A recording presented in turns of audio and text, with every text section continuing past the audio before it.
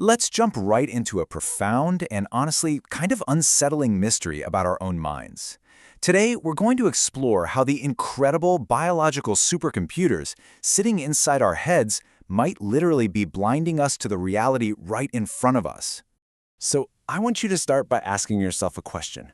What do you actually see?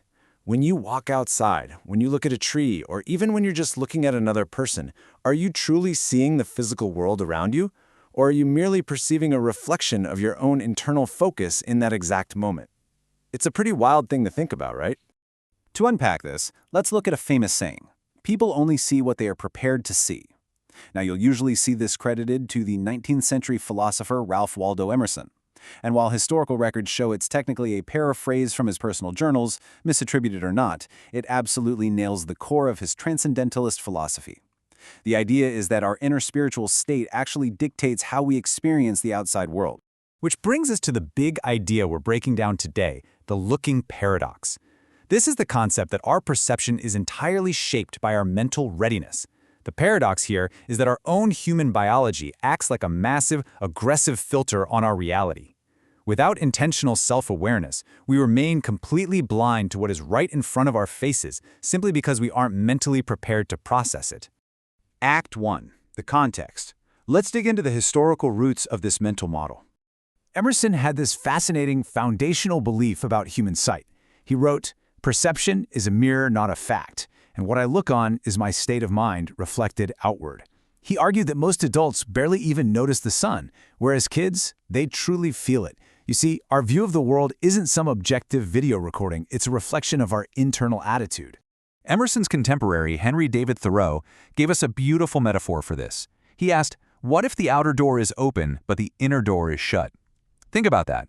You can be standing outdoors, totally surrounded by gorgeous nature, but if your mind is closed off, if that inner door is shut, well, the sky might as well not even exist. This brings us to a really sharp observation from the author of our source newsletter, Papa. He points out that if your inner self is focused on an entirely alien task, it completely blinds you to the present. I mean, think about the last time you walked smack into a signpost because you were doom scrolling on your phone. That is a fundamental flaw in human biology. The mind can only interpret what it deliberately lets itself focus on. Act 2. The tension. The friction between literal physical sight and actual mental comprehension. So how does this actually play out in reality? Thoreau once wrote about a busy farmer who rushes by and blindly tramples down crops as high as his own head, without even knowing they exist. That's the literal optics of the eye at work. But then, compare that to a poet who detects a profound, divine presence in the exact same commonplace field. They are looking at the exact same physical space, but their comprehension of it is entirely different. And hey, it wasn't just the Transcendentalists who noticed this. The exact same tension was echoed by much later thinkers, like the novelist Robertson Davies and writer Johann Wolfgang von Goethe.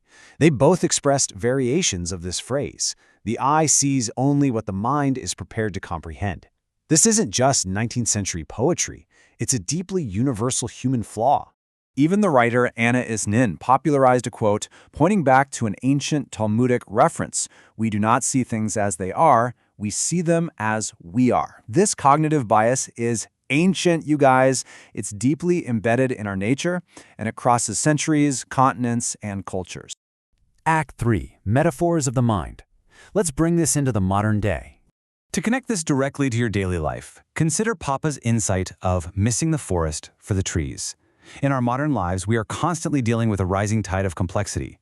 Our overflowing emails, our daily worries, our packed schedules, they cause a severe form of inattentional blindness.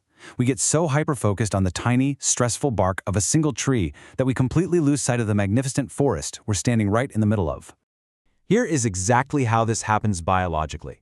Step 1, your physical eye encounters a scene.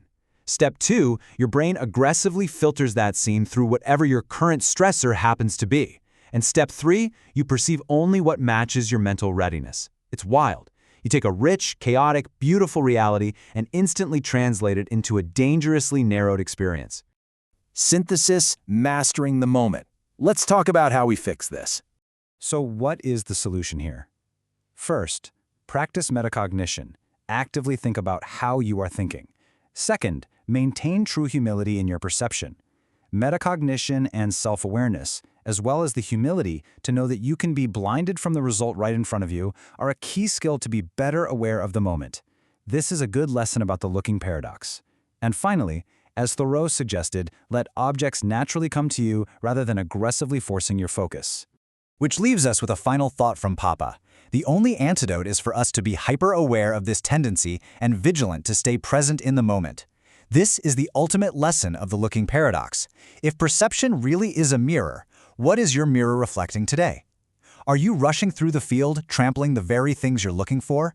Or are you practicing the humility needed to keep those inner doors wide open? Take a moment today to just stop, look around, and truly ask yourself, what am I prepared to see?